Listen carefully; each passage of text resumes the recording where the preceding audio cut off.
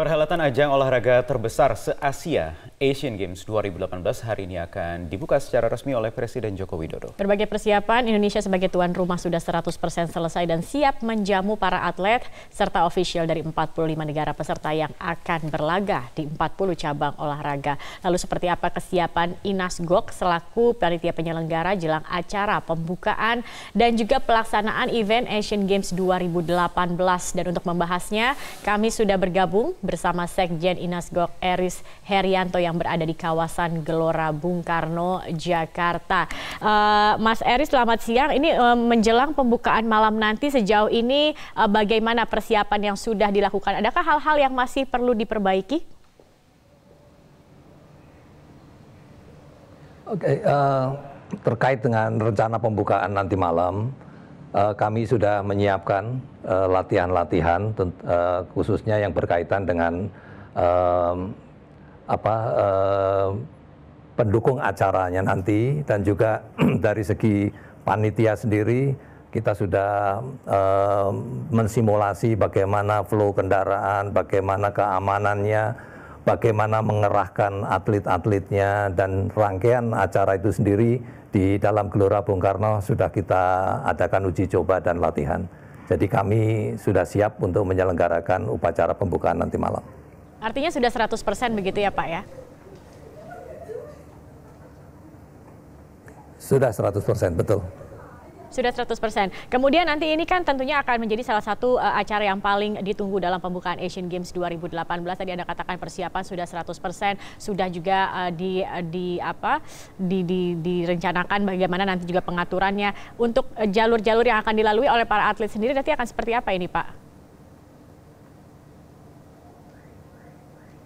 Oke, atlet diharapkan nanti meninggalkan kampung atlet atau atlet village nanti pukul 3.30, dan kita perhitungkan karena rangkaian busnya ada 150 bus, kita bagi menjadi 7 gelombang yang kami perkirakan akan memakan waktu 45 menit sampai rangkaian terakhir masuk ke Gelora Bung Karno.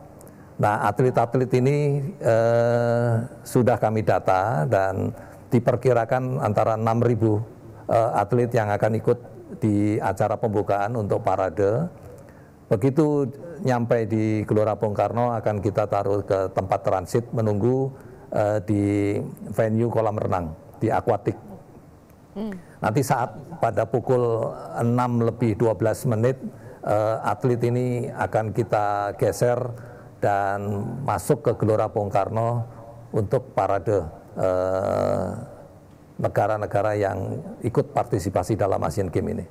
Oke, baik. Kemudian tentunya ini juga akan ramai begitu ya untuk di daerah sekitaran Senayan. Apakah juga terkait nanti penyelenggaraan pembukaan Asian Games ini ada penutupan jalan yang dilakukan, kemudian juga nanti masyarakat yang datang ini mungkin juga ada imbauan sebaiknya berada di sana pukul berapa, dan bagaimana nanti juga sistemnya, bagaimana jika mereka ingin menonton di dalam Gelora Bung Karno ini sendiri untuk menyaksikan langsung pembukaan Asian Games ini, Pak? Ya, kami akan menutup jalan-jalan di sekitar Gelora Bung Karno yang Jalan Asia Afrika ini juga akan kita tutup. Terus kemudian kami menghimbau masyarakat perkirakan bisa hadir antara pukul 3 sampai pukul 4 dan memarkir kendaraannya di kantong-kantong parkir yang sudah kita tentukan. Di antaranya adalah SCBD, kemudian ada di Senayan City atau Plaza Senayan, kemudian juga di gedung MPR, DPR yang nanti juga dipakai untuk kantong-kantong parkir selama pembukaan Asian Games. Baik, Pak Eris, nanti kita akan lanjutkan kembali. Saya juga ingin tahu kalau kemarin ini ada beberapa juga kendala terkait dengan akomodasi, kemudian juga venue begitu ya. Kita akan bahas secara tuntas apa saja atau sejauh mana akomodasi maupun juga venue yang nanti akan disiapkan untuk perhelatan Asian Games ini kesiapannya. Tetapi kita akan jeda dulu pemirsa, setelah ini kami akan kembali, tetap bersama kami di Metro Siang.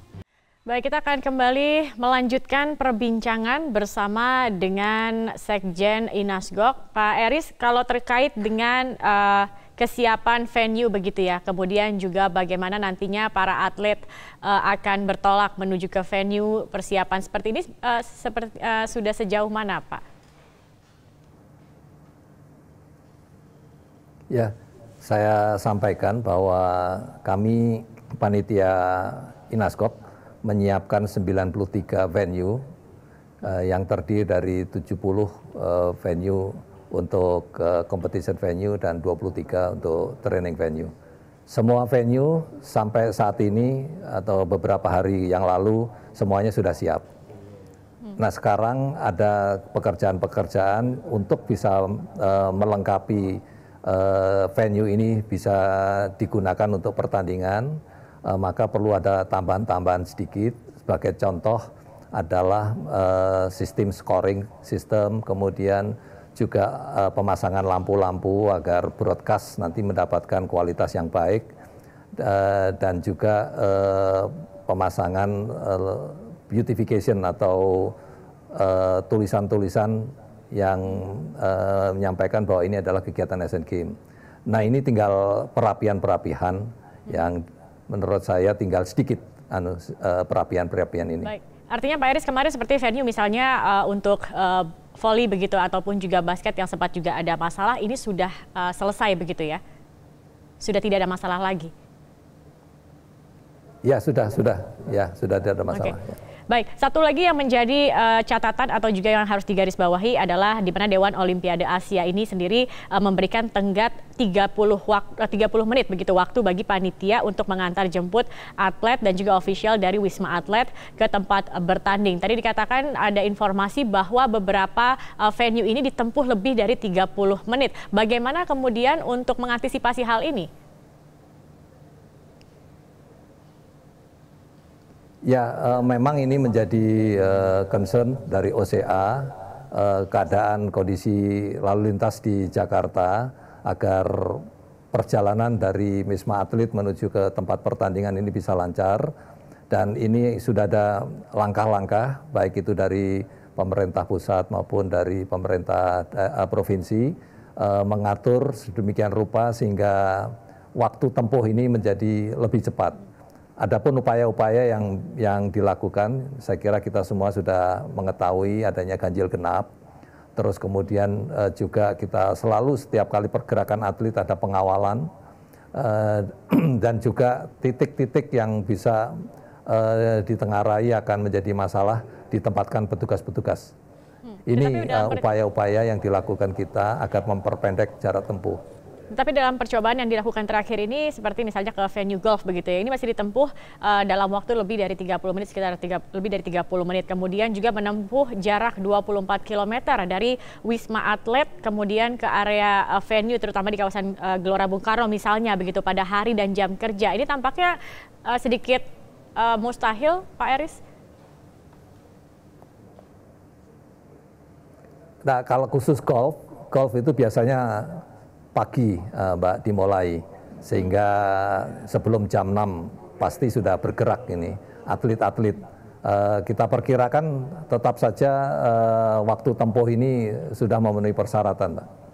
Baik, artinya venue, kemudian akomodasi semua sudah dipikirkan dan kita akan lihat seperti apa nanti ya pada saat penerapannya. Kemudian kita kembali ke untuk persiapan malam nanti ini. Kalau untuk tiket sendiri sejauh ini sudah berapa banyak yang terjual untuk pertunjukan ataupun juga pembukaan Asian Games 2018 nanti, Pak Eris?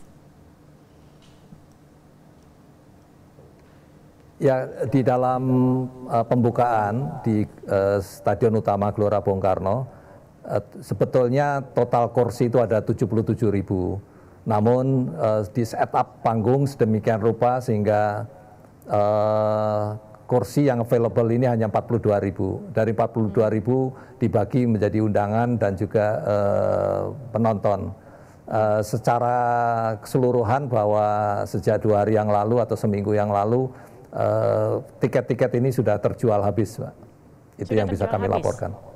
Oke, baik. Kalau begitu Pak Eris Herianto, Sekjen Inasgok, kita akan lihat ya nanti malam tentunya kita sama-sama mendukung jalannya Asian Games 2018 dan saat pembukaan hingga nanti penutupan ini akan berjalan lancar tanpa ada